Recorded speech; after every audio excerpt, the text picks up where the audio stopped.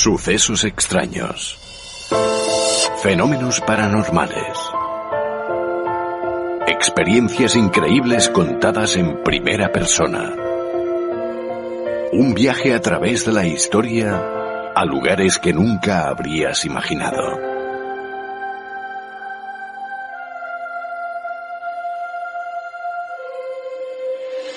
Un viaje lleno de misterio.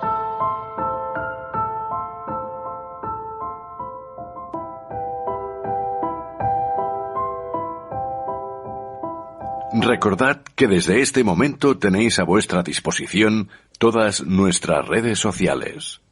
A través de Facebook en Informe Enigma, a través de Twitter en enigma-rpa o a través de nuestro correo electrónico enigma-rpa@hotmail.com. El 20 de febrero del año 2013, Karina del Pozo desapareció sin dejar rastro, hasta que 9 días después su cuerpo fue hallado en medio del bosque con signos de violación y un posterior asesinato. 3 personas cumplen condena a día de hoy por aquel fatídico crimen, y uno de ellos inocente. Hoy hablamos con David Piña, condenado a 24 años de prisión por un crimen que jamás cometió.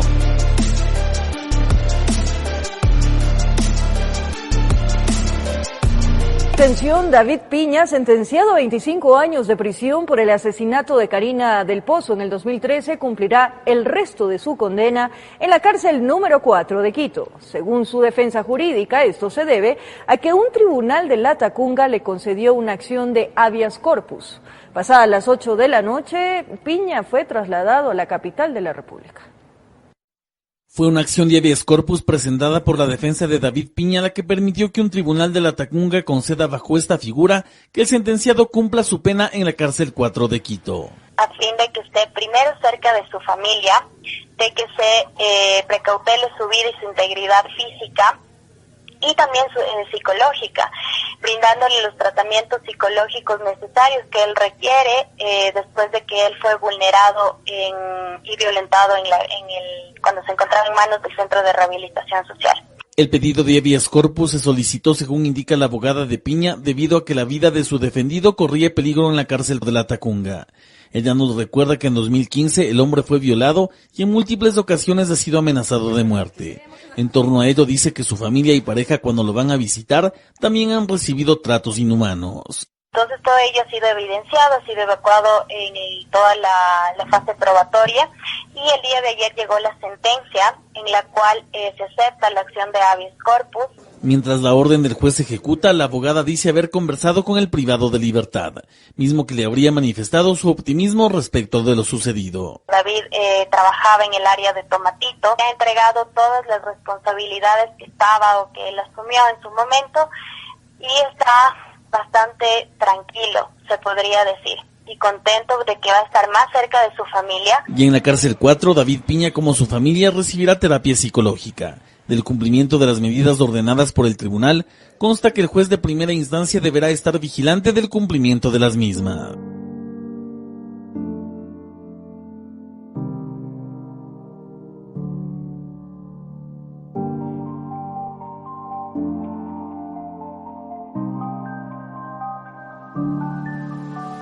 Con lágrimas en los ojos, empezamos esta entrevista. Una conversación donde los llantos de desesperación sostenidos en silencio se harán latentes. Porque imaginaros por un momento, queridos amigos, que vuestro hermano, vuestra madre, vuestro padre e hijo, o vosotros mismos, sois acusados, detenidos, juzgados y condenados sin pruebas a vivir una vida entre rejas, una condena basada en nada, en un vacío, donde todos tus derechos han sido violados y puestos al servicio de la corrupción. Imaginar por un momento cómo os sentiríais. Imaginar si os quitan la vida, cómo os sentiríais. Y así empezamos esta entrevista, con lágrimas en los ojos.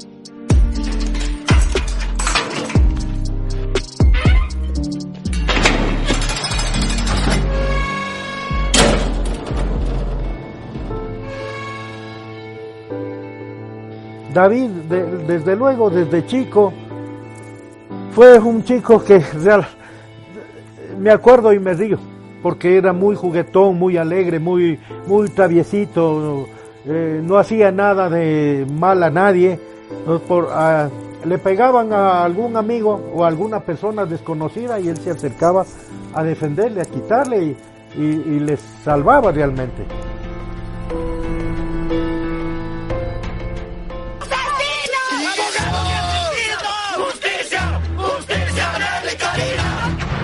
Desde que aceptara el reto de tomar los mandos de Informe Enigma hace largo tiempo ya, todo el mundo creía por su nombre que tan solo hablaríamos de fantasmas, espíritus, psicofonías, casas encantadas y ovnis. Pero con el tiempo descubrí que el mundo del misterio es un gran abanico donde las posibilidades son infinitas y donde todo, absolutamente todo, encaja en esta palabra. Pero también descubrí que el mayor misterio aún por descubrir es el propio ser humano. ¿Cómo piensa? ¿Cómo actúa? ¿Y qué le motiva a hacer lo que hace? Y sin pretenderlo, buscando respuestas a estas cuestiones, nuestro espacio se ha convertido en un lugar de encuentro de aquellas personas que misteriosamente han perdido la voz por una condena injusta. Un ejemplo es el de nuestro siguiente invitado, condenado siendo inocente a 24 años de prisión por un crimen que jamás cometió, el crimen de Karina del Pozo. David Piña, bienvenido a Informe Enigma. ¿Cómo estás? ¿Cómo estás? Buenas noches, Jorge. Que Dios te bendiga. Normalmente estoy acostumbrado a tratar con familiares de personas encarceladas que vienen a contarnos sus historias. Y creo, sin miedo a equivocarme, que estamos sentando precedente, ya que por primera vez hablo directamente con el protagonista, en este caso contigo, quien te comunicas desde el centro penitenciario donde te encuentras actualmente cumpliendo condena por el crimen de Karina del Pozo. Pero es inevitable que yo, al igual que la audiencia, nos preguntemos cómo es posible que tengas acceso a redes sociales y, sobre todo, a poder hablar conmigo a través del teléfono. No, es por lo que estudio. Yo estudio la carrera de abogacía. Egresé recién de abogado y gracias al estudio puedo usar mi computadora. Mediante mi computadora puedo usar el medio de Skype, que es legal. Es más, el Código Penal de Ecuador nos ampara, dice que los derechos de las personas privadas de libertad. En el artículo 21 dice que podemos recibir y enviar información desde cualquier medio digital que se encuentre dentro de un centro de privación de libertad. Entonces entendemos, David, que todos los presos, en este caso en Ecuador, tienen los mismos derechos que tú. Todos tenemos exactamente los mismos derechos, pero depende si tú estudias o no estudias o qué vida decides tener dentro del sistema de rehabilitación. Como digo, es algo peculiar. Tenemos el corazón en un puño, esperando tu relato, pero aprovechando la situación, aunque suene un poco cínico, queremos saber cómo es el día a día en el lugar donde cumples condena. ¿A qué hora desayunáis, coméis, merendáis, cenáis? O si realizáis algún tipo de trabajo para que el día a día sea un poco más ameno. Uh-huh. Como te digo, depende de cada persona, ¿no? Depende de lo que tú elijas y cómo elijas vivir. Todos tenemos los mismos derechos, pero no todos eligen vivir de buena manera. Yo fui recién trasladado a este centro de privación de libertad donde me encuentro ahora por seguridad, porque mi vida corría peligro en un centro de seguridad máxima en el que me encontraba antes. A las 7 de la mañana es la levantada aquí. Y nos dan el desayuno y hay tareas que cumplir, como son aseos de pabellones, de baños. Eso es según la persona que le toque cada semana, ¿no? En esta entrevista no tan solo... A las 12 del día te dan el alimento, el almuerzo, y en la tarde, a las 5 de la tarde, te dan la merienda. Pero queridos amigos, en esta charla hoy no me encuentro solo. Hoy de nuevo nos acompaña nuestro buen amigo Nicolás García. Nicolás García, bienvenido a Informe Enigma. ¿Cómo estás? Hola, buenas noches Jorge y buenas noches. Para mí es un placer saludar a David. David, bueno, dentro de poquitos meses va a cumplir 8 años en prisión. Es un inocente y yo estoy completamente seguro de que pronto va a conseguir su libertad, ¿no? A mí me gustaría, David, mandarte un gran abrazo y por supuesto también preguntarte cómo te sientes de ánimo. ¿Te sientes animado para esta, digamos, apelación final para poder lograr tu libertad? Nicolás, buenas noches. Un gusto, amigo mío, igualmente. Un abrazo a distancia. Y pues sí, aquí lo último que se pierde son las esperanzas. Creo que debes seguir luchando hasta el último cuando sabes que no has cometido ningún delito. Exactamente. Te quiero preguntar, David, ¿en qué momento se encuentra, digamos, tu apelación, ¿no? Yo sé que ahora mismo te representa un gran abogado de Ecuador, Paul Ocaña, ¿verdad? Sí, Paul Ocaña. ¿En qué momento se encuentra, digamos, tu proceso legal? Yo puse ahorita la demanda al Estado en la Comisión Interamericana de Derechos Humanos con medidas cautelares internacionales. Las medidas cautelares están ahorita a la espera ya de resolución. Ya se han dado trámites. Aquí en cuestión nacional aplicamos un recurso extraordinario de revisión en donde se aplicaron 13 pruebas nuevas, incluido un ADN que se mandó a hacer en Francia con peritos internacionales, en donde se demuestra que hubo otras personas en la escena del delito, donde se me desguinda de toda la escena del delito, no hay ni un rastro que me vincule en la escena. Y esta revisión la pusimos y me inadmitieron el recurso sin fundamento alguno. Entonces subimos a la Corte Constitucional, pues, pusimos una acción extraordinaria de protección, en donde dice que los recursos de revisión tienen que ser atendidos en audiencia y no tienen que ser inadmitidos o admitidos, sino que tienen que ser negados o aceptados en audiencia oral. Entonces la Corte Constitucional nos aceptó el trámite por violación al debido proceso, por vulneración de derechos, y estamos a la espera de fecha de audiencia para que mi recurso regrese a la Corte Nacional y puedan volverme a dar la fecha de audiencia en donde yo pueda demostrar que jamás estuve vinculado en la escena del crimen. David, tu caso en su momento fue muy famoso. Podríamos equipararlo prácticamente al de Marta del Castillo en España. Pero para todos aquellos que no sepan quién era Karina del Pozo, ¿podrías explicarnos qué tipo de unión tenías tú con ella? Karina del Pozo era una amiga mía, era mi amiga de infancia, una chica que perdió sus padres, lastimosamente por cáncer, vivía solo con su hermano, vivía independientemente y por eso se dedicó al impulso era impulsadora de marcas, se dice modelos de acá. Ella se dedicaba a eso. El día que salí yo a la reunión, la regresé a ver casi a los 5 años, no la había visto, porque mi mamá padecía cáncer y yo estaba dedicado a cuidar de mi mamá, yo era tutor legal de ella. Entonces ella era Cari era una persona normal, común y corriente, con una vida dura que le había tocado todavía, y lastimosamente ocurrió esto. Yo estuve ese día de la reunión, pero nunca estuve en lo que sucedió después de. Las personas que estaban con nosotros no eran amigos míos, no eran conocidos. Eran conocidos de un mes. El dueño del departamento, que era el novio de ella, lo conocí ese día. Y 2 personas que salieron libres, una chica y un amigo, ellos sí eran mis amigos de infancia, igual que Cari. Hay muchas personas que no saben del caso de Karina del Pozo. En Ecuador es muy famoso, pero aquí en España está un poco rezagado u olvidado.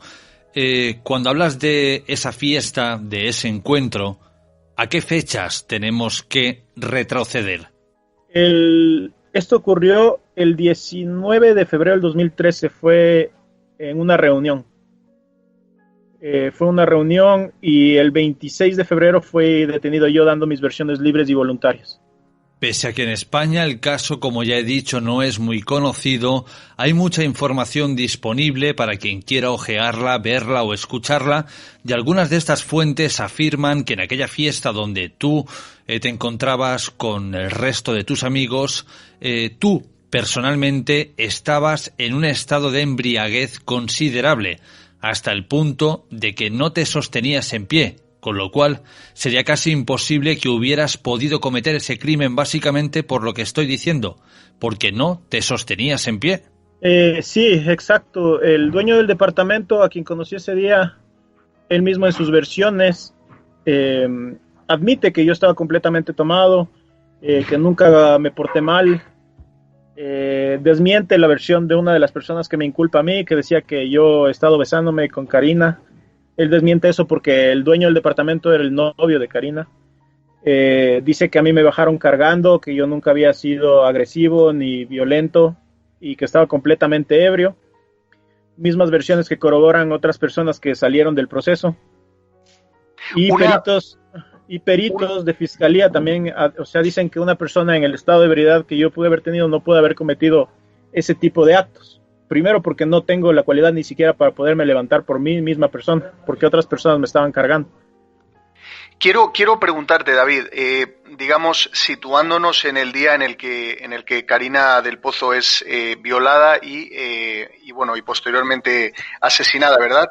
Tengo entendido que en un primer momento, digamos, uno de los coacusados te acusa a ti de haber asesinado a Karina, pero la autopsia, digamos, no refleja, digamos, la muerte por las causas que este coacusado, digamos, cuenta, ¿verdad? Me gustaría preguntarte acerca de eso, digamos, ¿qué dice la autopsia? ¿Cómo falleció claro. Karina? Claro, uno de los acusados, en una de sus versiones, en las que cambia por 7 ocasiones, dice que yo le hago porque yo era peleador profesional, dice que yo le hago unas llaves, que él está a 15, 20 metros, y que le hago unas llaves al cuello, y que él alcanza a escuchar la rotura del cuello. A 15, 20 metros es un poco imposible escuchar la rotura de un hueso, y muy poco probable en el lugar de los hechos. Cuando fuimos a la reconstrucción era completamente oscuro, y a las horas que él detalla las cosas es imposible ver ni siquiera la palma de la mano estirándola. Entonces era un completo invento de parte de él. Cuando el médico forense hizo la autopsia, hicieron una disección del cuello, de la aorta, columna vertebral, carótida, y vieron todas sus secciones del cuello y nunca hubo ahorcamiento ni lesiones en el cuello. Entonces su versión se cayó, en lo que él hace una ampliación de versión y dice que ya no le he matado rompiéndole el cuello y que le he dado a palazos en la cabeza. Pero después hicieron un barrido de la zona a la policía y encontró una piedra con maculaciones de sangre, ADN positivo a Karina del Pozo, y en esa hace otra ampliación de versión ilegalmente, que la fiscalía lo permitió. Permite 2 ampliaciones de versión completamente diferentes en donde se contradice, y hacen una reconstrucción de los hechos de 2 maneras, que también es ilegal. Y en esa dice que si encuentran sangre, si encuentran ADN de él o huellas dactilares en la piedra, es porque yo le he obligado a lanzar la piedra después de haberle quitado la vida a Cari, pero es completamente, todo es ilógico. Uno de estos 2 coautores y también condenados a 24 años de prisión, en diversos medios de comunicación ha asegurado que tú eras el culpable por diversos motivos. Sin embargo, no se encontró ADN tuyo en el cuerpo de Karina ni ningún rastro biológico en la escena del crimen. No obstante, de ellos 2 y concretamente de este señor, que al parecer le gusta bastante la fama, sí se encontró presencia biológica en el cuerpo de Karina. Sí, se encontró ADN de él, se encontró la tarjeta de memoria del celular de Karina en su billetera. Los exámenes psicológicos demuestran que él y la otra persona son misóginos y sociópatas, que el delito por el que se les investiga coincide con violencia de género. En cambio, mi examen psicológico del perito, que es el mismo perito que lo hizo Edo, que es un profesional dentro de la policía, dice que yo estoy siendo objeto de manipulación mediática y estigmatización social y que no tengo el carácter para haber cometido ese delito. Entonces, bajo todas esas pruebas, nunca hicieron caso a nada y me sentenciaron simplemente por la mitad de la versión de él, una versión en la que cambió 7 veces.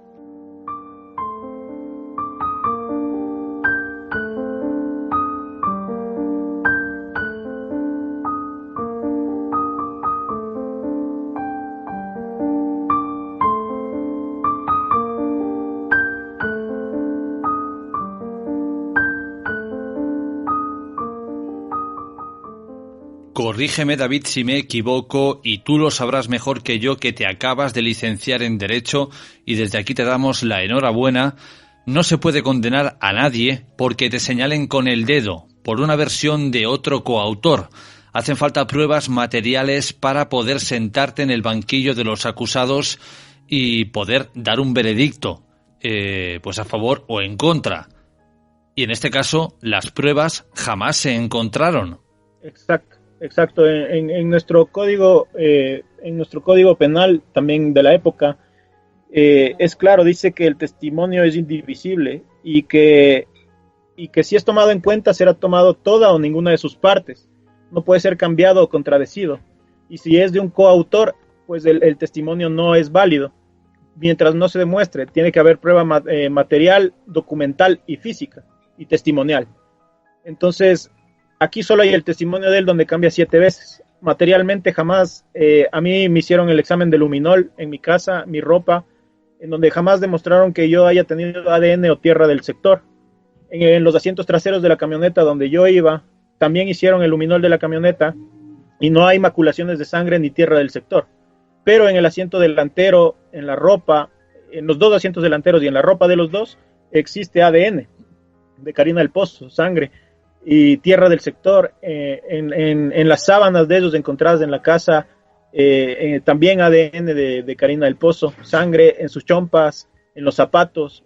Entonces, primero, prueba material en mi contra no había absolutamente nada, en contra de ellos hay todo. Las pericias policiales de 62 testigos de policía que son peritos, criminalística, UNACE, testigos, psicólogos, no hay uno que a mí me vincule o diga el señor Piña se lo localizó en el lugar de los hechos, o tiene esto en su contra. No hay ningún testigo de fiscalía en contra mío. Efectivamente, como ha mencionado Jorge y tú muy bien indicabas, no se puede condenar a nadie por una violación y un asesinato simplemente porque uno de los coprocesados te señale con el dedo, ¿verdad? Eso en su día, en el año 2013 en Ecuador, pues fue un caso muy mediático. De alguna forma, pues hubo una venganza por parte del Estado y a ti, pues obviamente se te acusó sin ninguna prueba, ¿no? Algo que me parece totalmente chapucero y lamentable, ¿no? Y algo muy importante, David, que me gustaría preguntarte, no solamente ninguna prueba te vincula con el crimen, sino que además tú tienes una coartada bastante sólida, porque si no me equivoco, tú efectúas una llamada alrededor de las 2 de la mañana a tu novia, ¿verdad? En ese momento. Sí, yo no realizo la llamada. Ella me realiza la llamada a las 5:30 de la mañana, en donde las bases telefónicas del teléfono de ella registran el domicilio de ella donde vivía y mi domicilio. Y justamente el peritaje que hacen de la difunción de Karina del Pozo, el asesinato y la hora que está estacionada la camioneta, es a esa hora. Entonces yo no podía estar en 2 lugares a la vez. Mi teléfono fue el único que dentro del proceso no hicieron extracción telefónica de las bases para determinar si mi teléfono estaba en la escena del delito o en mi casa. Pero no lo hicieron, ¿por qué? Porque como yo recibí la llamada de mi exnovia, el teléfono de ella registró las bases en mi casa y en la casa de ella. Entonces el fiscal, al ver esto, no les convenía sacar la extracción de mi teléfono. Se pidió los ojos de águila, o sea, las cámaras fuera de mi casa por 3 ocasiones, en donde el fiscal simplemente nos negó, diciendo que esos ojos de águila, esas cámaras no servían, pero nunca hicieron un peritaje ni nos dieron paso a hacer los peritajes.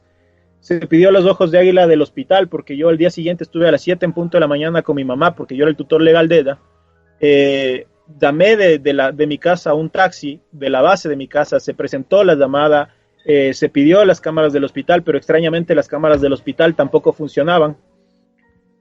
Y lo único que logramos conseguir es el acta donde yo firmé a las 7 en punto de la mañana pidiendo una silla de ruedas para yo poder sacar a mi madre, para poder trasladarla en el hospital. Entonces se presentó esa acta en donde se demostraba que yo estuve a las 7 en punto y firmé un acta en un hospital. Pero lastimosamente no les interesó nada, hubo mucha presión. Estuvo inmiscuido el Ministerio del Interior de la época, estuvo inmiscuido el fiscal general de Estado, ministros hicieron marchas. Aquí en Ecuador no existía el caso de femicidio, existía solo asesinato. Hicieron tantas marchas y presentaron un código en la asamblea que se llamaba el Código Karina. La Asamblea Nacional normó el código y lo tipificó como femicidio, y se lo tipificó gracias a mi caso, porque mi caso fue el boom mediático, se metieron ministros, y eso fue el boom del momento. Entonces, mientras ellos quedaban bien, estaban quitando la vida a un ser humano que no tenía absolutamente nada que ver con el delito. El abogado de la parte contraria de Karina del Pozo, es tan raro conocer que es una familia de escasos recursos, pero el abogado de Karina del Pozo era el abogado del presidente de la República, Rafael Correa, era el abogado Caupolicán Ochoa y César Ochoa. Entonces, desde ahí nomás ya venía la presión directa, y teniendo a todos los ministros en las audiencias presentes. Vamos a escuchar ahora un fragmento de una entrevista que concedió uno de estos coautores, en los que incluso la propia periodista reconoce que no hace más que cambiar de versión. Yo acepto mi participación, pero yo no la maté. En verdad yo no la maté. Yo lo que hice es callarme. No decir, no defenderle. Esas cosas hice. Y yo acepto mi error. Yo acepto lo que estoy pagando aquí. Pero yo no la maté. Tienen que investigar bien y ver bien las cosas como son y ver quién la mató. Gustavo Salazar sigue manteniendo que el autor material del asesinato de Karina del Pozo es David Piña. Y cuando le preguntamos por qué cambió tantas veces su versión de los hechos, nos responde: No, de hecho, si es que tú leíste las tres versiones las tres versiones son idénticas. Recordemos las versiones que dio Gustavo Salazar durante el proceso. En su reconstrucción de los hechos, primero dice que cuando escuchó gritos, bajó del auto y se acercó a Piña, que tenía a Karina en el suelo y que Piña le pidió piedras para matarla y que ha visto cómo la golpeaba y la arrastraba. En su testimonio urgente del 15 de marzo de 2013, Salazar cambia la versión y dice que Karina estaba en el suelo, boca abajo, semidesnuda, y Piña sobre ella, y que Piña le ha hecho una llave, como que le ahorcaba. Luego le hizo un movimiento en el cuello, para atrás, y escuchó un track, y luego la soltó. Según el informe de la autopsia, Karina no presenta golpe, magulladura, rasguño o torcedura alguna en el cuello o la tráquea. En el cuello lo único que le hizo es tomarle del cuello. Cuando le tomó, porque la chica estaba acostada. Mencionaste la palabra ahorcarle. Yo le dije que le tomó, o sea, le alza y a la parte de atrás, porque la espalda que es así se alza, ¿me entiendes? Se alza y eso es lo que suena el track. O sea, eso es lo que yo asumo, porque cuando le alzó... ¿Cuánto tan lejos pudiste oír el crack? Es que no estaba como que a una distancia de 20, 30 metros, ¿me entiendes? Estaba a una distancia de, ¿qué será? Unos 5 metros. Cuando el fiscal sale en los medios de comunicación a contar el veredicto, se le nota afectado, se le nota jadeando, es decir, se ve que no es imparcial. No se pide a un jurista que no tenga sentimientos, pero sí se le pide que se rija por las pruebas. ¿Qué quiero decir con esto? Que parece, David, que tenía algo personal contra ti. Sí, no sé si sea personal.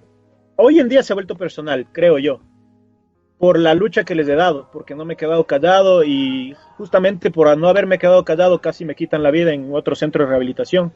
Yo fui torturado durante 1 hora 40 minutos, no lograron quitarme la vida. Hay personas sentenciadas por este delito a 29 años, 6 meses. Está un ex director de la cárcel que está vinculado con el gobierno de la época, está también seguido por autor por omisión, porque se demostró que todo fue organizado y planeado, mi cambio de pabellón, las personas que me hicieron daño. Entonces fue justo el mismo día que mi recurso se planteó en la Corte Nacional, que los medios de comunicación sacaron nuevos documentales de que yo era inocente, y justo el mismo día me sucedió eso. Entonces fue justo una organización completa, ¿no? Entonces es como que quisieron callarme, pero lastimosamente no lo lograron, y como les he dado la lucha, ellos no van a admitir que se equivocaron o que metieron mano simplemente para ellos quedar bien políticamente en su época, y esa ha sido mi lucha, ¿no? Continuar y no tenerles miedo. Sé que es duro pelear contra un Estado, contra personas que tienen más poder, pero yo sigo siempre confiando en Dios y que no estoy haciendo lo incorrecto y que tengo que luchar hasta el último día, porque no es justo que una persona pague un delito que no ha cometido. Y creo que lo he venido demostrando no solo con mi personalidad, sino con mis actos, de que yo no he sido un delincuente ni merecía estar aquí.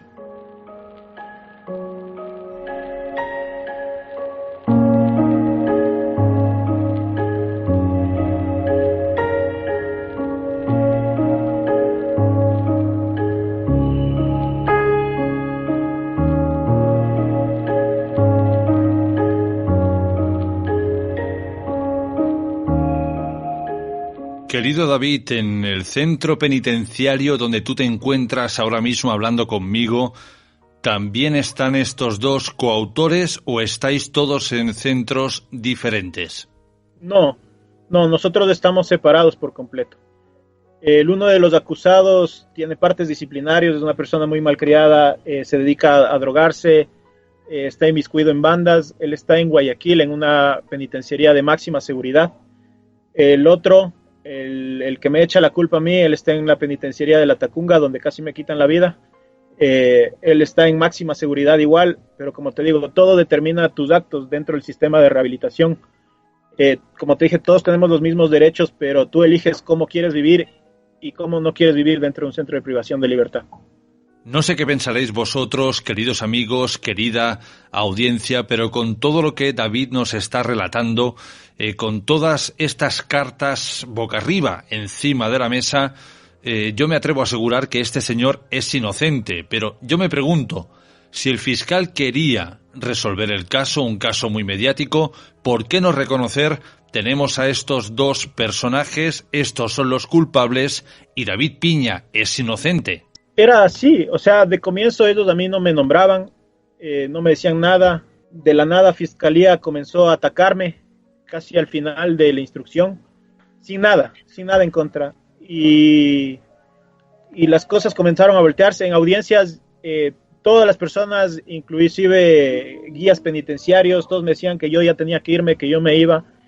Pero lastimosamente el último día de audiencia cambiaron de jueces a jueces probatorios y tenían una sentencia ya escrita en un papel donde dijeron que que se llegaba a la conclusión de la audiencia y que nos daban 25 años por ser conmoción social, donde a mí me ponían como autor material del delito, que es raro, sin una prueba, y a los otros dos como coautores del delito, con todas las pruebas en contra. Entonces, ahí está toda la presión que hubo. Lastimosamente me dejé guiar esa época de abogados que eran conocidos acá. Yo no tenía recursos económicos porque venía peleando el cáncer de mi madre. Y estos abogados eran conocidos acá y se propusieron ayudarme, pero fue una mala jugada. Ellos presentaron mi recurso de apelación al cuarto día. Aquí solo son 3 días para poder apelar. Y perdí mi recurso de apelación y casación. Yo no tuve apelación ni casación de sentencia. Y se me ejecutaría la sentencia con jueces de tribunales y jueces probatorios. Entonces yo no he tenido derecho a la defensa, no he podido defenderme y no me han dado paso a poder demostrar que yo no estuve en la escena del delito o fui culpable. Quiero preguntarte, David, algo, pero antes también quiero mencionar, por lo que acabas de comentar, ¿no? Que David tiene una conducta ejemplar en prisión. Acaba de terminar la carrera de abogado, que te felicito, David, porque es un gran logro, ¿verdad? Es algo increíble. Y aparte también, comentar que, por ejemplo, los otros dos coacusados sí tienen un perfil criminal, es decir, tenían bastantes antecedentes, no tienen un comportamiento ejemplar en prisión, es decir, hay una distancia abismal con David, ¿no? Pero me gustaría preguntarte, David, en una de las, en un programa, digamos, que se hizo sobre el caso, se habla de que cerca de la escena del crimen, parece ser que Karina sostenía un cabello de una mujer, de una chica. ¿Es eso cierto? ¿Qué sabemos sobre eso? Sí, verás, cuando hicieron el levantamiento del cadáver, a Karina del Pozo le encontraron entre los dedos filamentos pilosos, es cabello. Estos filamentos pilosos, la Fiscalía de Ecuador dijo que en el laboratorio que pusieron en la época, que se supone que era el mejor, no lograban determinar a quién pertenecía ese cabello. Pero con el transcurso de los años, el Proyecto Inocente de California logró tomar mi caso, lo estudiaron.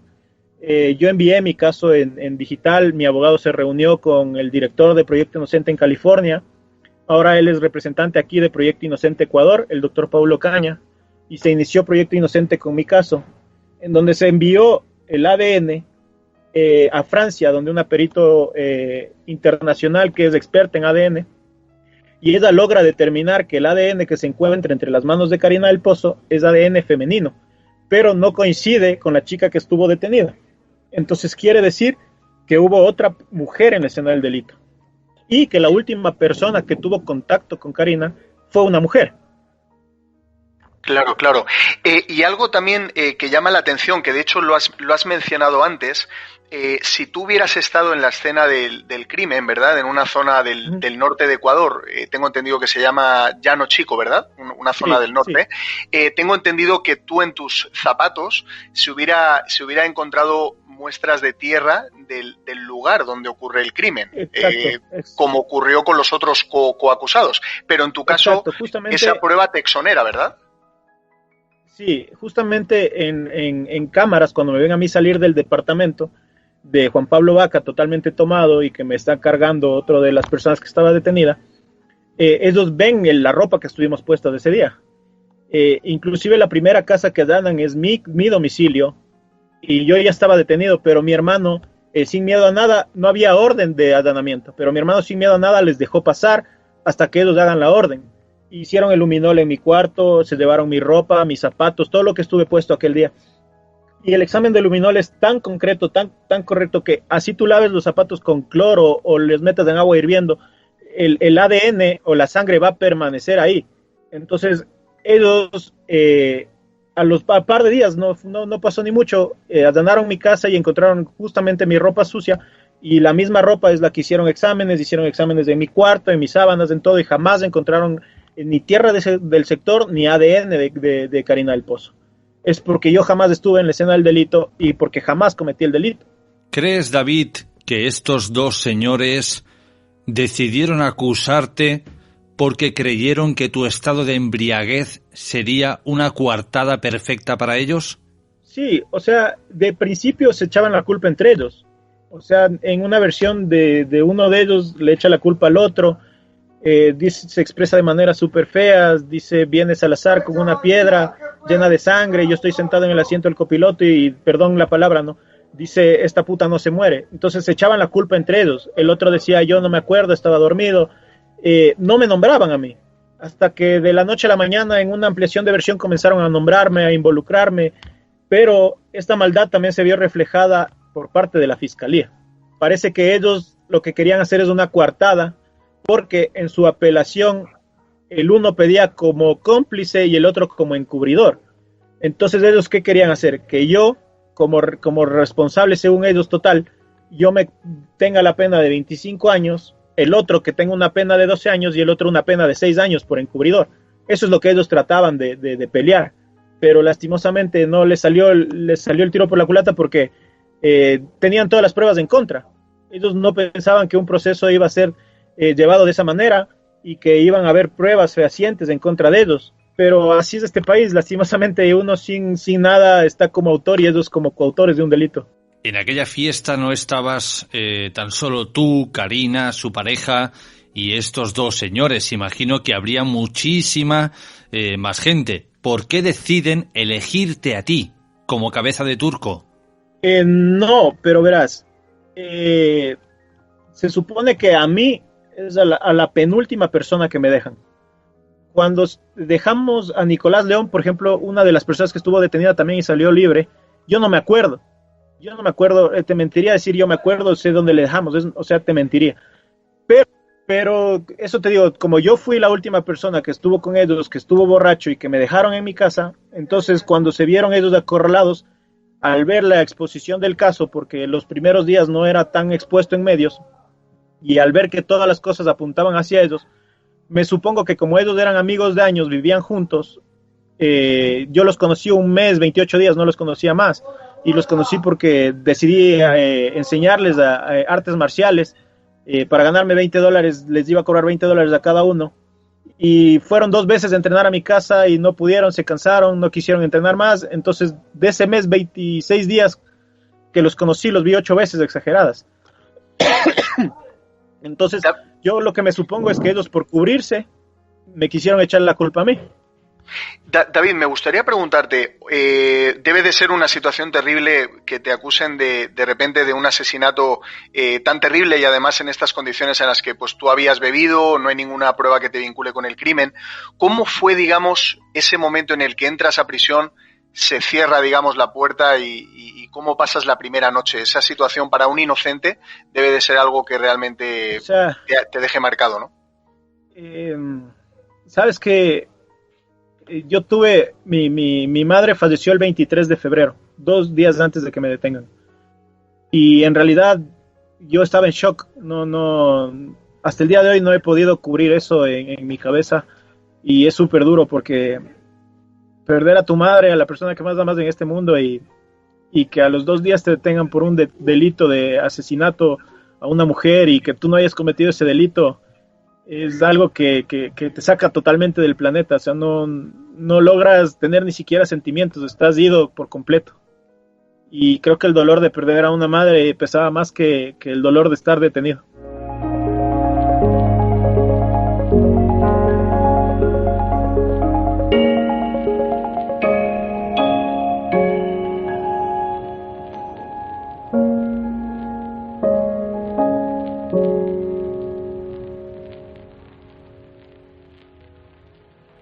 Para ir vislumbrando la recta final de esta charla, porque pese a que tienes ciertas libertades, cierto contacto con las redes sociales, que puedes hablar por teléfono, tu tiempo es limitado.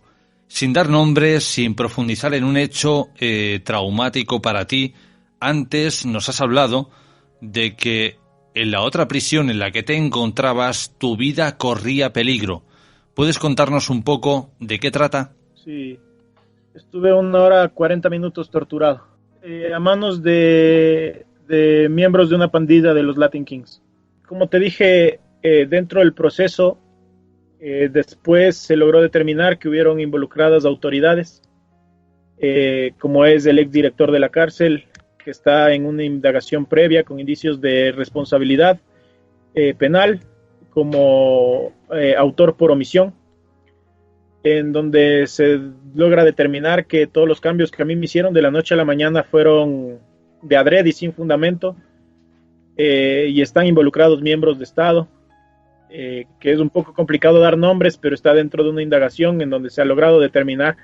Han pedido el archivo de la causa, pero el juez que lleva la causa negó el archivo, cambiaron de fiscal y nos subieron a fiscal provincial, y el fiscal provincial volvió a ratificar para que siga abierta la causa en contra de estos funcionarios.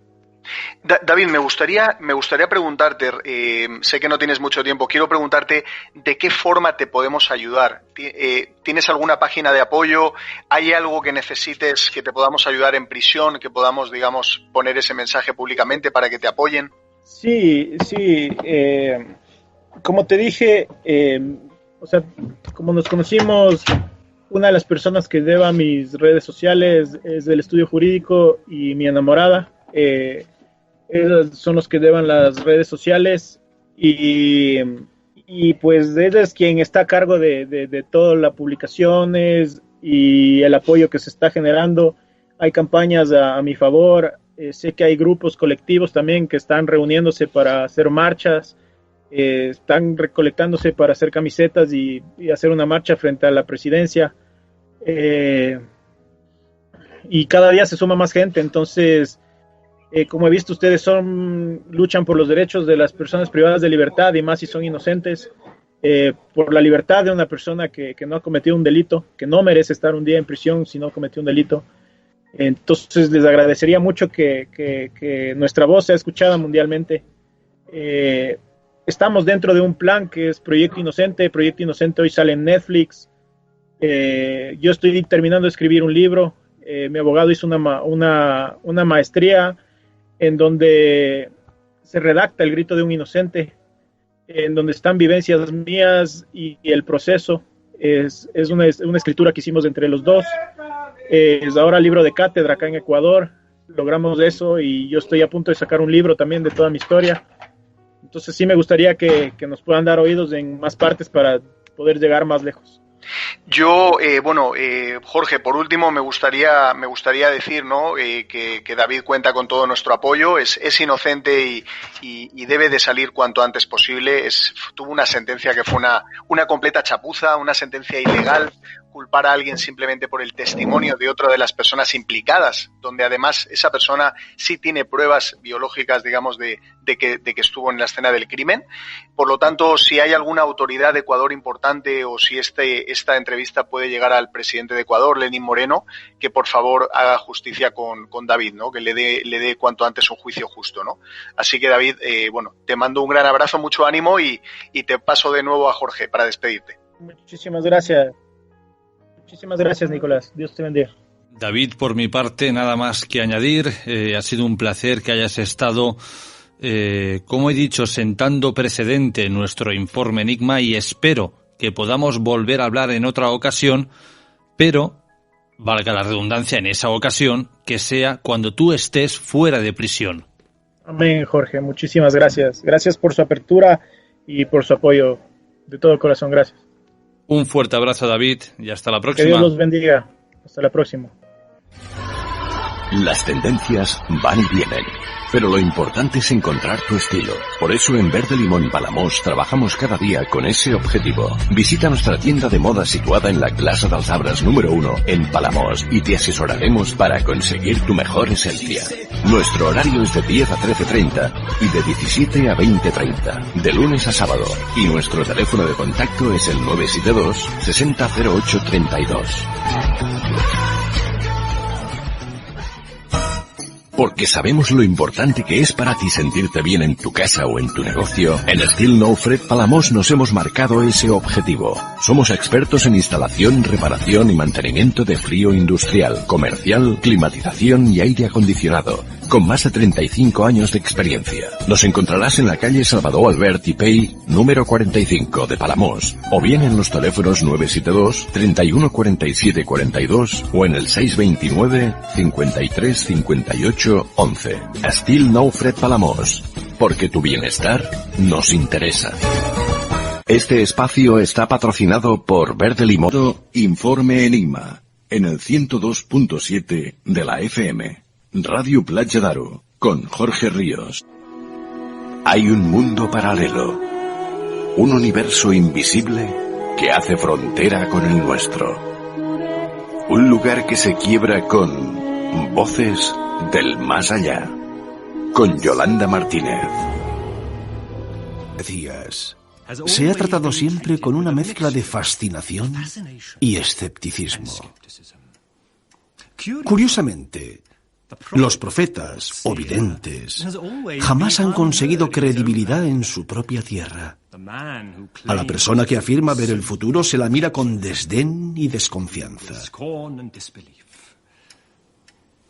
Solo la historia puede arrojar luz sobre las predicciones. Para bochorno de los adivinos, las profecías quedan lejos de coincidir con los hechos que predicen. Pero existe una excepción a esa regla. Un hombre cuyas profecías fueron ratificadas durante su vida y han sobrevivido a la prueba del tiempo. El vidente más importante de todos los tiempos se llama Nostradamus. Muchas de sus profecías sobre guerras, hambre, tiranía y cataclismos enormes resultan aterradoras. Pero lo más aterrador es la precisión de las mismas.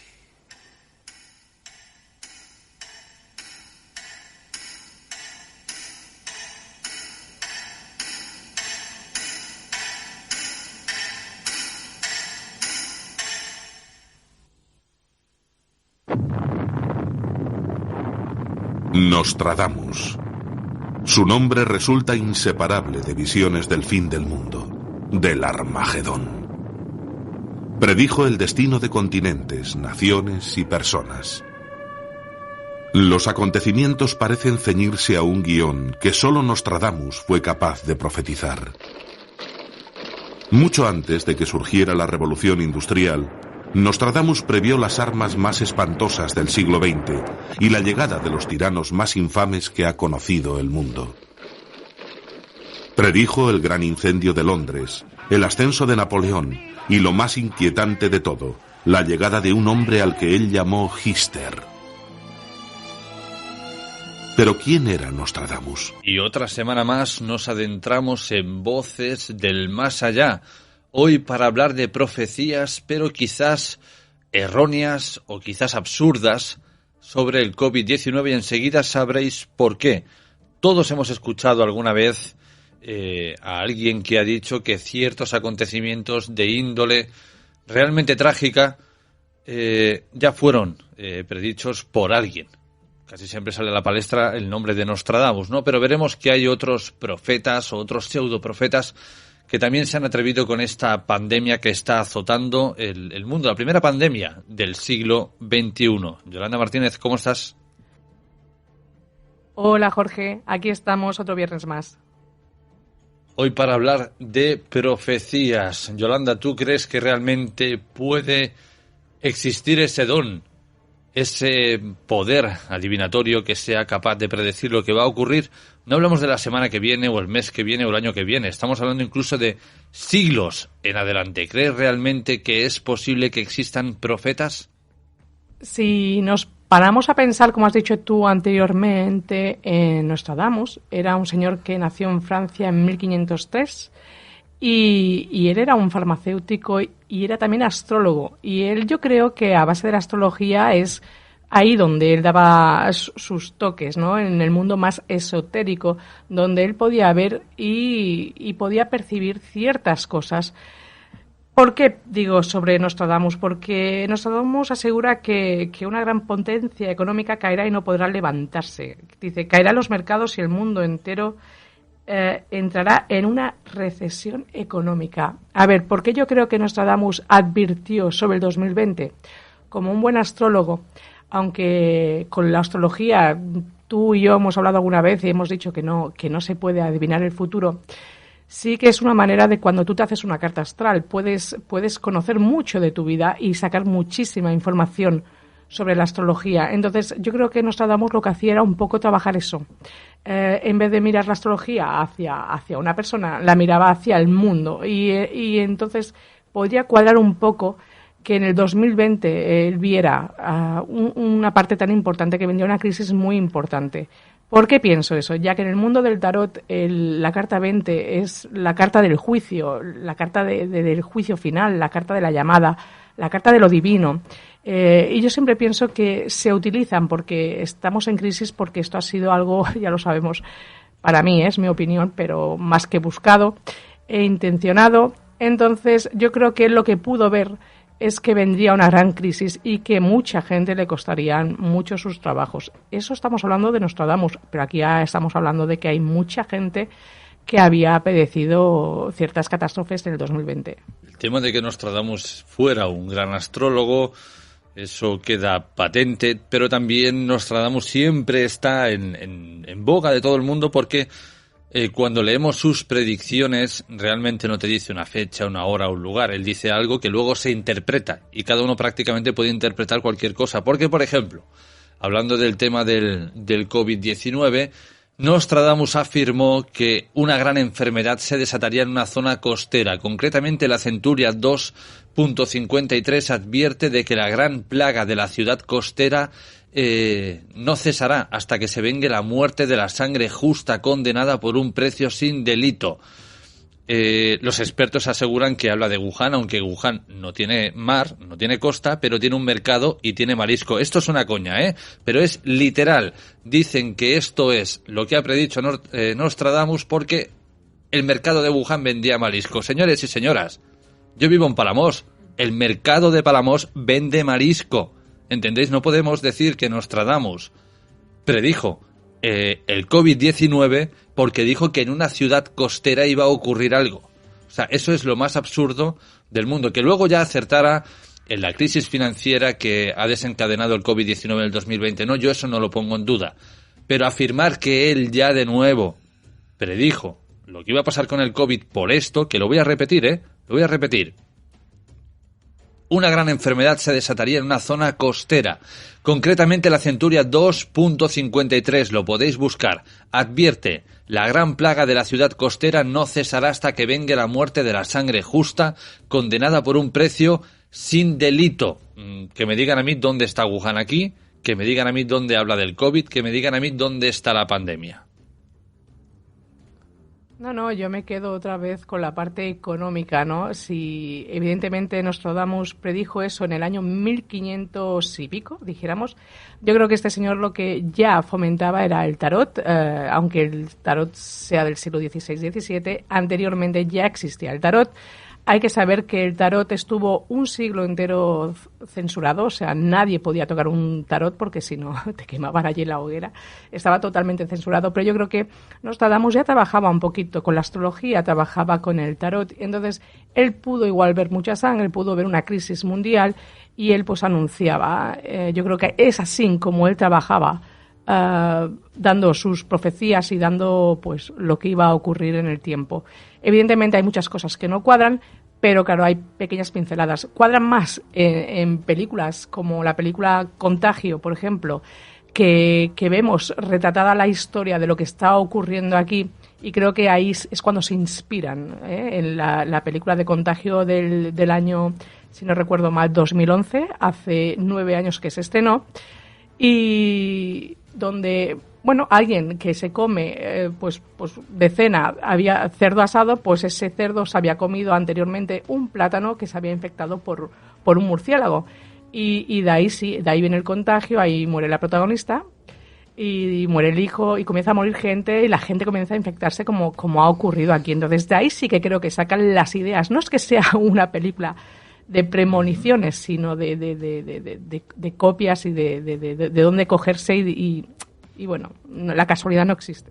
El tema de películas y libros luego hablaremos, porque eso sí da bastante miedito, pero tampoco hay que ser un lumbreras, no hay que ser un superdotado para darse cuenta de que algo iba a pasar. Ya hace años que la gente, hablando en la calle, siempre decían es que algo tiene que ocurrir. De hecho, también Nostradamus estaba metido con el tema de las Torres Gemelas, porque 2 grandes gemelos van a caer y no sé qué. Vamos a ver, ¿cuántos gemelos hay en el mundo?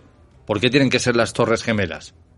Aquí interpretamos, o con el tema de Nostradamus, en sus centurias y cuartetos se interpreta lo que uno quiere interpretar. Nunca ha dado nombres y una fecha exacta. Y lo siento, le pese a quien le pese, eso es la pura realidad. Pero el tema del COVID no exactamente así, pero se veía venir que algo estaban tramando. Y sobre todo cuando llevan varios años saliendo a la palestra gente como Josep Pamias avisando de que tener cuidado con las farmacéuticas, tener cuidado con lo que están haciendo, tener cuidado con el veneno que están vertiendo en las plantas, en la comida, en los cielos.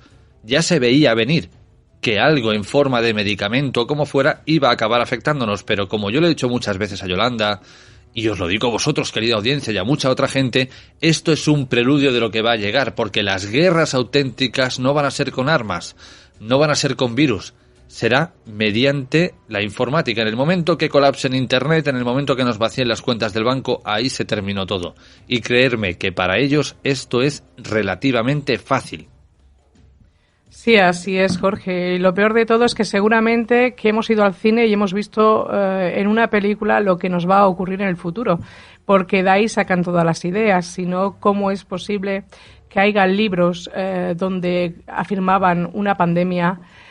¿Cómo puede ser que en una película sea exactamente de donde sacan información y se inventa de dónde ha podido salir este virus? Quiero decir, seguramente que una de las películas que hemos ido a ver en los cines pues es lo que nos puede pasar en el futuro. Pueden hacer lo que quieran con nosotros, nos tienen controlados por todos sitios y así es. Que Nostradamus o no acertará más o menos, no seas tan exigente con Nostradamus. Yo estoy metida en este mundo y predecir cosas tan exactas es imposible, así de claro. Llevo cerca de 20 años en el mundo del tarot, no leo el tarot por casualidad. Nos vienen muchas cosas, pero a veces predecir, como mucha gente había dicho que predecía el COVID o que predecía, puedes predecir una crisis, puedes predecir ciertos detalles, pero exactamente eso es imposible, Jorge. No hay datos nunca exactos de lo que va a ocurrir, exactamente fechas, es imposible. No, fechas no hay, datos no hay, pero como vemos en esta centuria del tema del COVID, o que la gente quiere asociar a temas de Michel de Notre Dame, que ese es su verdadero nombre, de Nostradamus, atribuir que dijo lo del COVID con esto, de que iba a pasar algo en una ciudad costera, pues casi podría pensar que en Palamós podría haberse dado el COVID, ¿no? Es una ciudad costera, incluso también, como digo, tenemos un mercado y vendemos marisco. No se puede atribuir en este caso particular, que Nostradamus advirtiera del COVID, porque no es cierto. La crisis económica es posible que sí, pero el tema del COVID para mí queda totalmente descartado, de que aquí la gente está viendo algo donde no hay nada. Igual que hay otros profetas, como en este caso estamos hablando de, a ver si lo pronuncio bien, Li Bugin, el Nostradamus chino, que vaticinó en su poema la epidemia del cerdo y la plata, y decía así: si preguntas cuándo llegará la plaga, yo diría que en invierno, alrededor de septiembre o octubre. Se preocuparán de los cadáveres desatendidos, tan solo se preocuparán de pasar del año del cerdo a la rata. Según el calendario lunar chino, a finales del 19, que es cuando se desató el virus, era el año del cerdo. Y el año 2020 es el año de la rata. Aquí ya volvemos a encontrar cosas que dices, bueno, entiendo un poco lo que quiero, pero parece que en tema de fecha, 2019-2020, él ya se acercaba un poquito más que Nostradamus. Bueno, es lo que veníamos hablando. En el mundo de la astrología puedes sacar muchas cosas, y es que venimos desde el principio. Sí que puedes sacar muchísimas cosas, ¿no? No estamos diciendo a veces averiguar el futuro, pero sí los planetas a nosotros nos marcan mucho, nos rigen mucho. Una carta astral, a cada persona descubriríamos cientos de cosas que nos van a ir pasando a lo largo de nuestras vidas. Y ellos trabajan así. Al fin y al cabo, no son adivinos por casualidad, sino porque detrás siempre hay un estudio y siempre tú te ayudas con algo. No te vienen y te baja un santo del cielo y te dice tal año va a aparecer esto. No funcionamos así. Funcionamos mediante un trabajo detrás de todas estas lecturas que podemos hacer tanto en el tarot como los astrólogos que hacen cartas astrales. Pues hay un trabajo y un estudio detrás. No se hace nada por casualidad.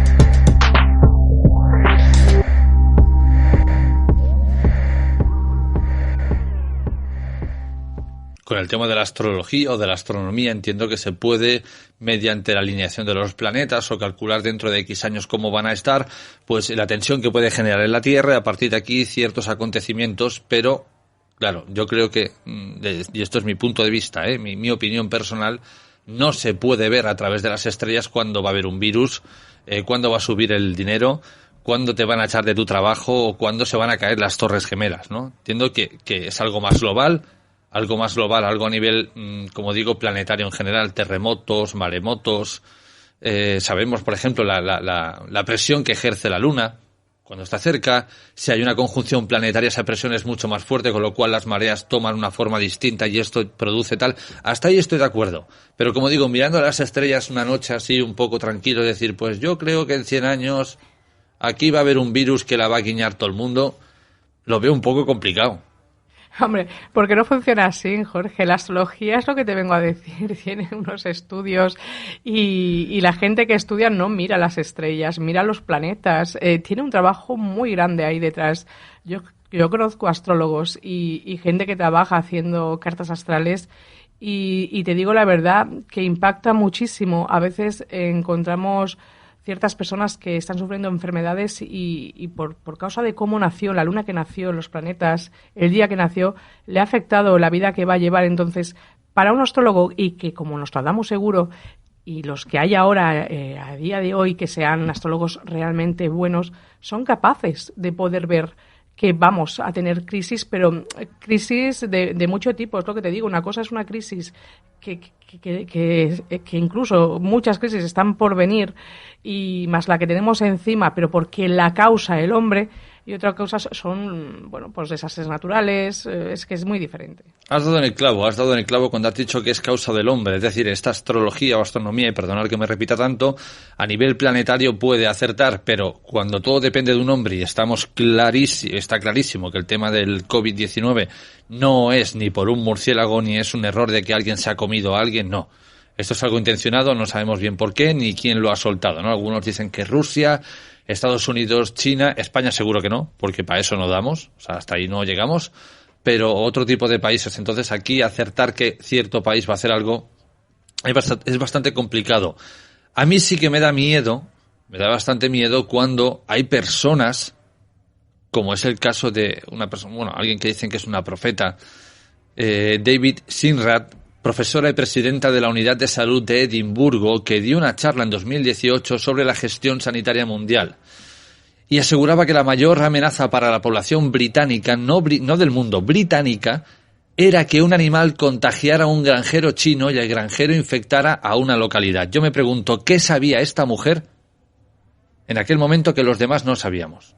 ¿Qué sabía? Bueno, pues si miramos un poquito, igual teníamos información, ¿no? Yo hablo de... Es que dicen que es una profeta, ¿no? Es que seguramente esta mujer maneja información de alguien.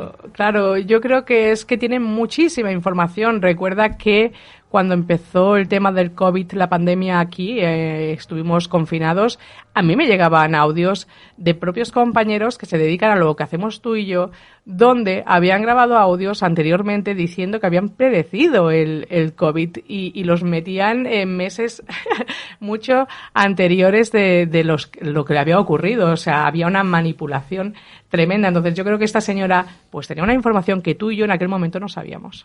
Cuando Yolanda habla de que le llegaban audios, muchos se los pasaba yo por ciertos compañeros de medios de comunicación, cuando salía Sánchez diciendo, pongo el estado de alarma, ahora tengo que hacer memoria, de tal día, de marzo hasta abril.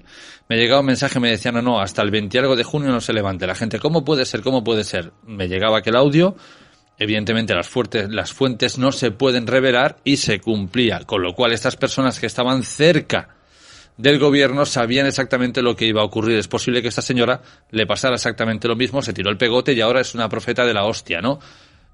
Tenemos a otra, Stefanova Baba Vanga. Yo ahí lo dejo. Se la conoce como la Nostradamus rusa. En 1996 dijo que la corona está sobre nosotros. En búlgaro, corona quiere decir tutela y se asocia al liderazgo ruso. Ya está. Solo dijo esto, Solo dijo esto, nada más. Y ahora todo el pueblo ruso cree que ella, con esto quería decir que era el COVID-19. Que alguien me lo explique. Que alguien te lo explique. Aquí teníamos una española que dijo lo mismo. Primero decía que no sabía qué iba a ocurrir y luego dijo, bueno, sí, una pandemia. O sea, es que, a ver, venimos a hacer lo mismo. Hay tantos profetas falsos. Igual que yo he anunciado en programas anteriores que mucho cuidado porque puedes ir a una consulta y puedes salir con un dolor de cabeza. O sea, mucho cuidado, pues tener cuidado de lo que se lee, lo que se escucha. Esto se ha sacado de un libro, se han inspirado en un libro, se han inspirado en una película y para hacernos creer en el mundo que iba a ser así. Y gente que tiene información tan cercana, pues porque por algo será, ¿no? Vamos a dejarlo ahí, vamos a ponerlo entre comillas, que cada uno, que cada oyente pues le ponga el nombre que ellos quieran. Yo lo tengo muy claro.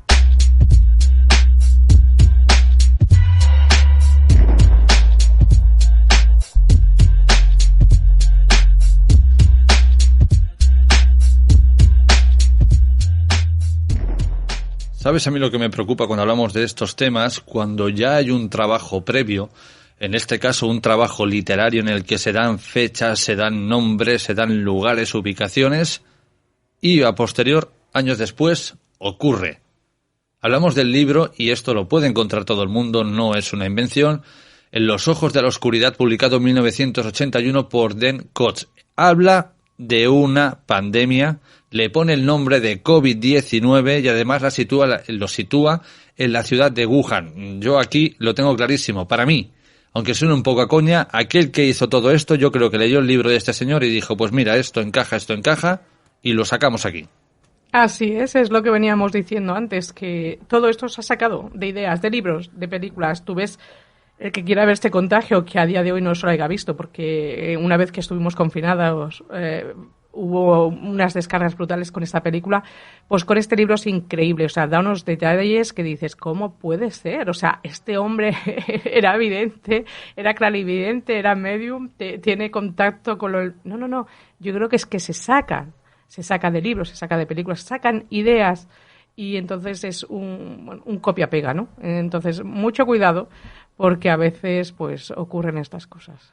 Antes de entrar en las preguntas del tarot, yo voy a hacer aquí una predicción. Voy a hacer aquí de profeta y de momento veo, entrando en el mes de diciembre, que para el 7 o 8 de enero mucha gente se apuntará al gimnasio. Ahí lo dejo. Que luego se cumpla o no, esa es mi profecía para el año 2021. Vayamos con las preguntas del tarot. La primera viene de una amiga Aries de 36 años. Mañana mismo, sábado, se incorpora a su lugar de trabajo y tiene la sensación de que la quieren despedir. Quiere saber si realmente esto es así o si tiene el puesto de trabajo asegurado.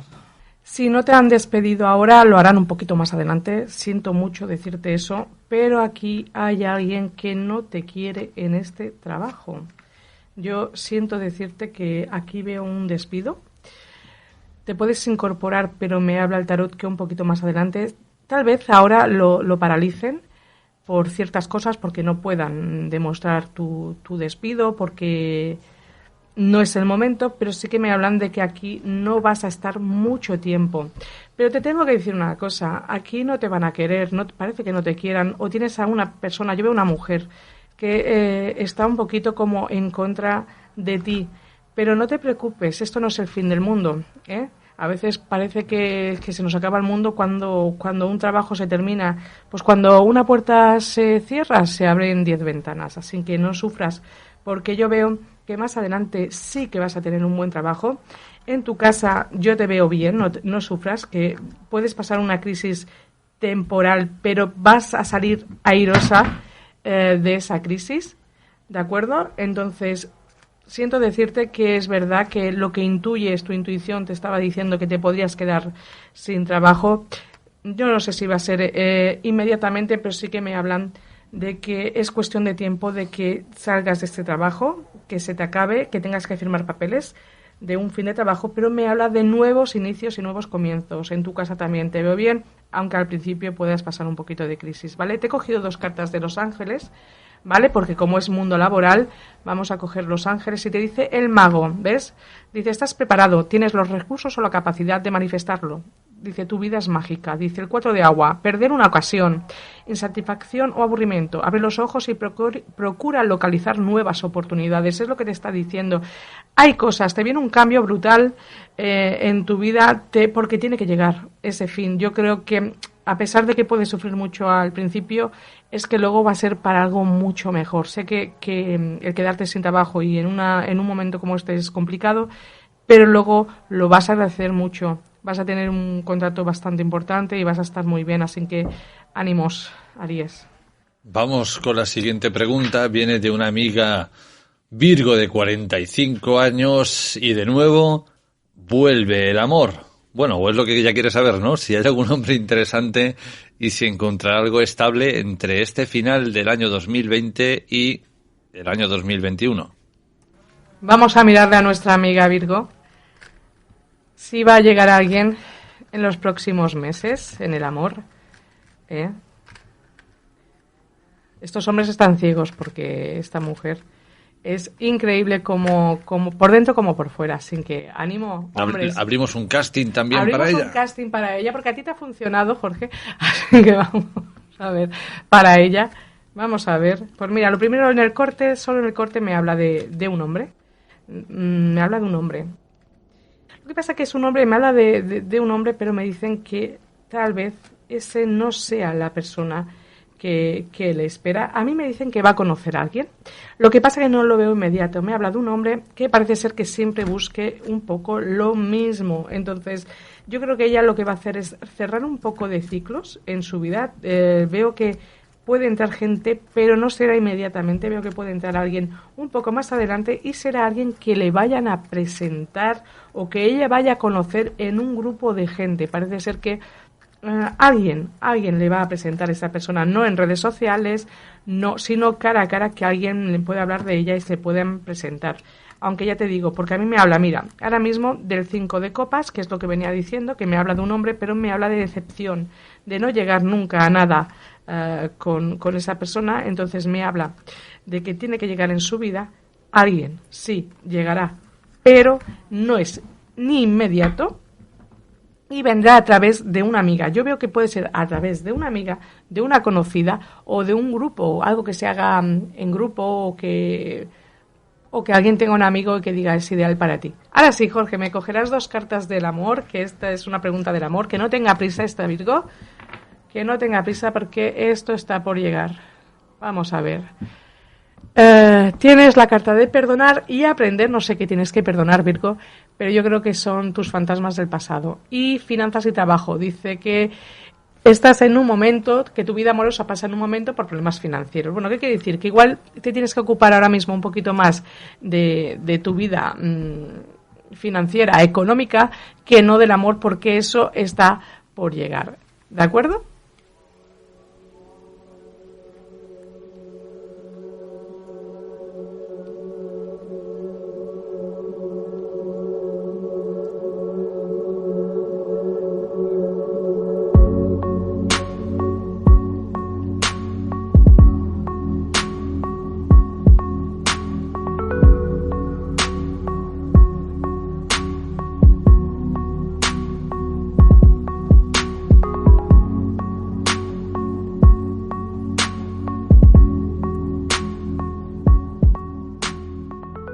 Y vamos con la última pregunta de este Voces del Más Allá de esta semana y viene de una amiga Capricornio de 36 años. Pregunta por la salud y concretamente, ¿cómo ves tú, Yolanda, el tema de una visita que tiene con el cardiólogo?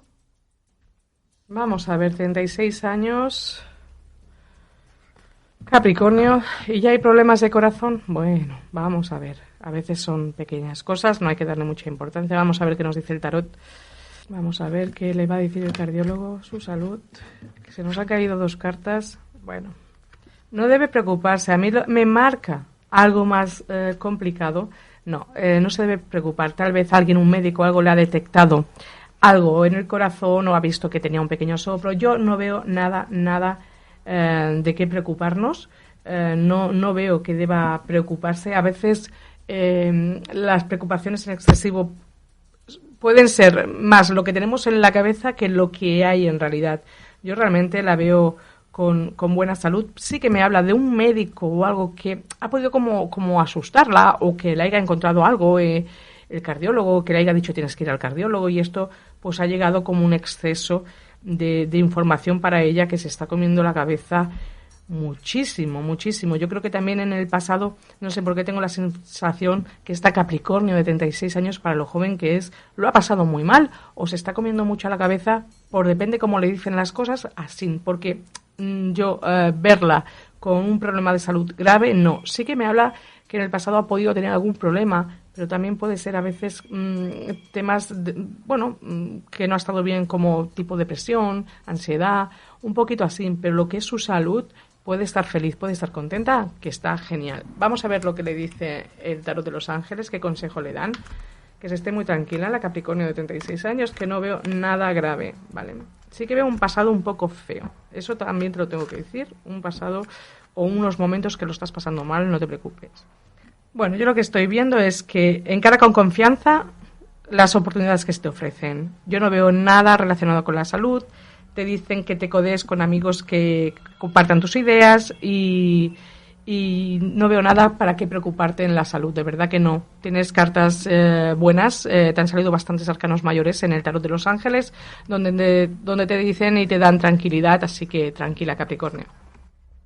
Con esto cerramos nuestro Voces del Más Allá. Recordar que si queréis enviarnos vuestras dudas, preguntas o consultas para Yolanda para que las resuelva la semana que viene, podéis hacerlo a través de la página de Facebook de Informe Enigma, a través del correo enigma-rp@hotmail.com, o bien, Yolanda, si quieren contactar contigo, a través de a través de Instagram, Yolanda Martínez 544, y si no, vía móvil al 647-552954, al 647-552954.